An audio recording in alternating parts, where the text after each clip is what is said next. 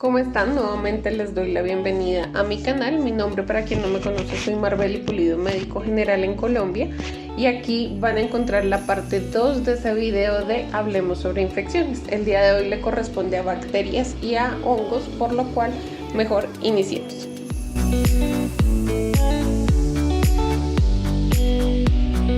Empecemos con las bacterias. Las bacterias es lo que más sonado se le hace a las personas cuando uno les dice que están infectados.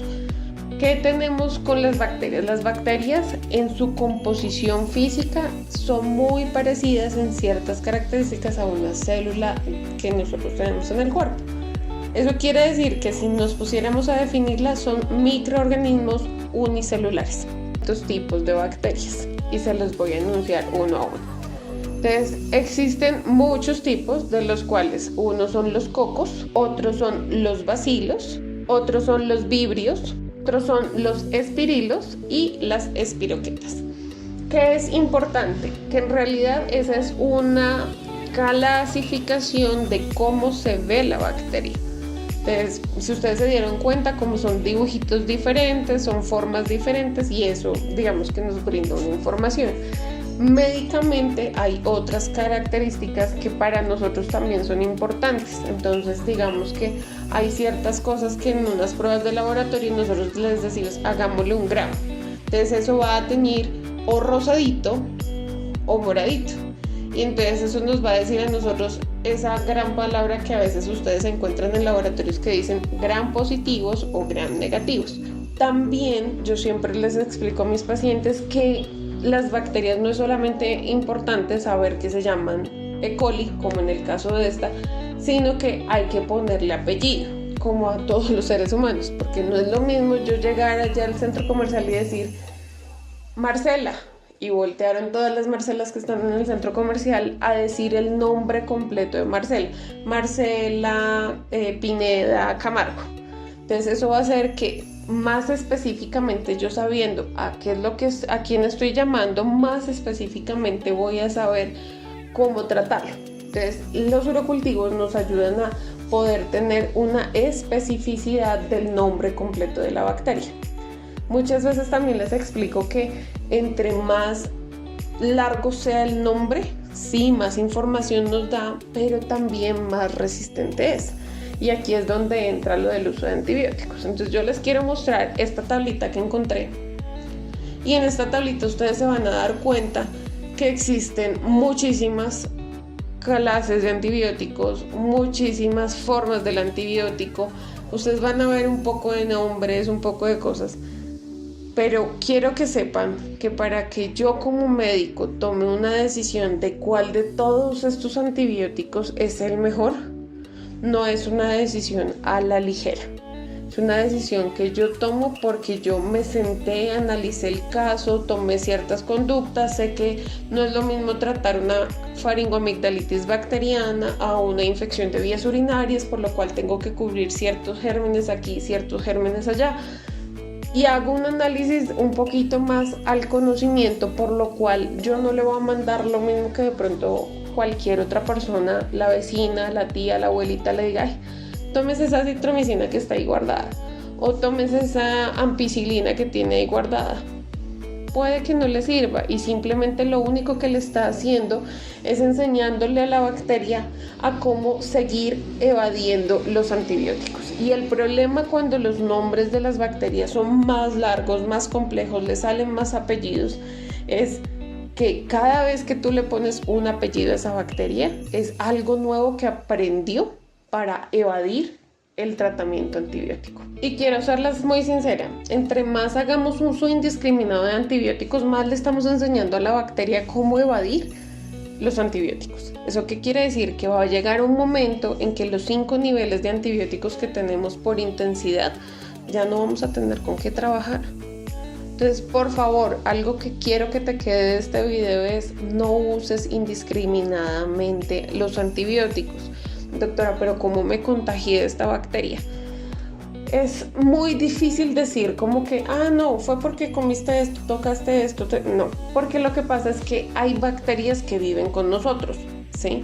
Nuestra forma natural en el cuerpo hace que tengamos dos tipos de defensas. Una, que es la defensa que genera mi cuerpo en contra de ciertas enfermedades como son los glóbulos blancos, pero también existe otro tipo de defensa y es la que tienen esos microorganismos que viven con nosotros que sin querer ellos nos están cuidando.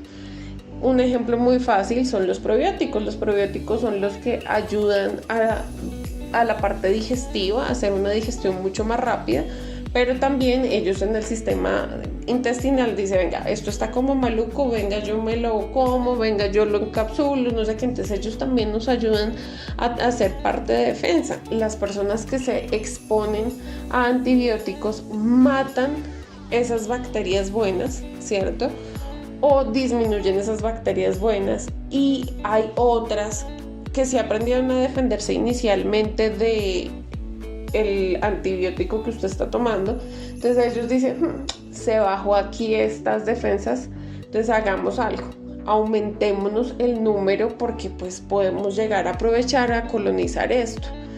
Y se les cambia el pensamiento, dejan de ser amistosas y empiezan a ser nocivas y empiezan a generar enfermedad. ¿Por qué? Porque se incrementa el número de bacterias que nos pueden llegar a enfermar. Existe también vacunación, y en esto quiero ser como muy enfática, y es porque creemos que solamente las vacunas son virales, o habemos de pronto personas que sí conocemos que las bacterias también tienen vacuna. Un ejemplo, el toxoide tetánico, el de la difteria. También tenemos el Haemophilus influenza, que es un tipo de bacteria, el del meningococo, el neumococo. Entonces ahora vamos a hablar de los hongos. Entonces, en términos médicos, muchas veces a los hongos le hablamos que cuando infectan son una infección fúngica. Muchas veces cuando hablamos de infección por hongos, hablamos de infección fúngica. La infección fúngica es una de las más complejas de tratar. Normalmente se da en pacientes que están inmunosuprimidos. Eso quiere decir, su sistema de defensa suprimidos está casi nulo. Más que todo son pacientes que tienen una enfermedad de transmisión como lo que es el VIH, pacientes oncológicos o pacientes con estancias hospitalarias prolongadas que han hecho que por estar con esas bacterias tan fuertes que uno tiene en el medio intrahospitalario se le bajen tanto las defensas que este microorganismo crece. Los hongos pueden llegar a ser unicelulares o pluricelulares. Unicelulares, pues que tienen una sola celulita, pluricelulares, que son varias. ¿Qué características físicas tienen? La característica física, ¿cuál tienen? Tienen unas esporas, que son una forma en la que ellos se reproducen. Tienen las hifas, que son el cuerpito, y pues digamos que tienen otras características, pero en realidad no son muy importantes en la parte médica. ¿Cuál es el gran problema? ¿Cómo se transmite? Entonces, muchas veces hay personas que me preguntan, pero doctora, ¿yo cómo di con ese hongo?